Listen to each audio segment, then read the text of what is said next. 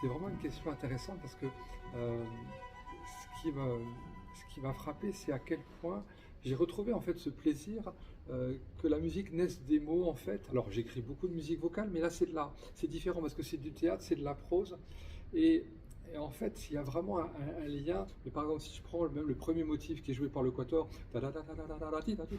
ça en fait c'est directement lié par le texte lui-même. C'est-à-dire qu'au moment où il est joué par des instruments, mais c'est les paroles qui lui ont donné naissance.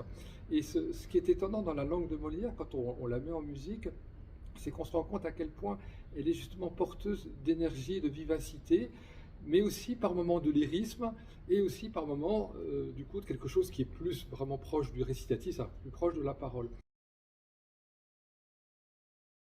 Toujours très heureux d'écrire pour la voix, mais il fallait trouver un texte. Et franchement, dans Molière, des monologues qui puissent être isolés, qui puissent avoir suffisamment de sens, au départ, j'en ai pas trouvé. Et puis, je sais pas pourquoi, ça m'est venu l'idée de dire, mais pourquoi finalement ma chanteuse ou mon chanteur, il ferait pas deux rôles à la fois. Et c'est là que j'ai pensé à ce moment absolument fabuleux, quoi, dans le Malade imaginaire, où Toinette se déguise en médecin.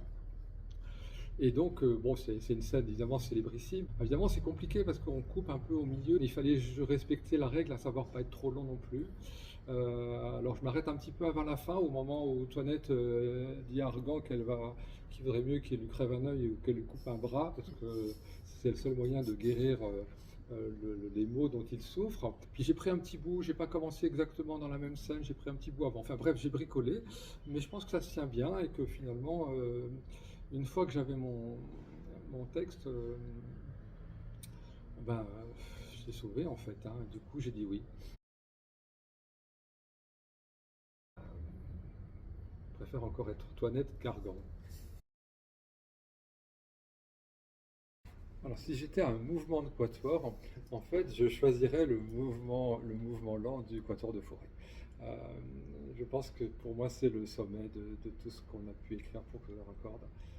C'est une pièce qui ne cesse de m'émouvoir, mais d'une manière tellement profonde que je dirais que c'est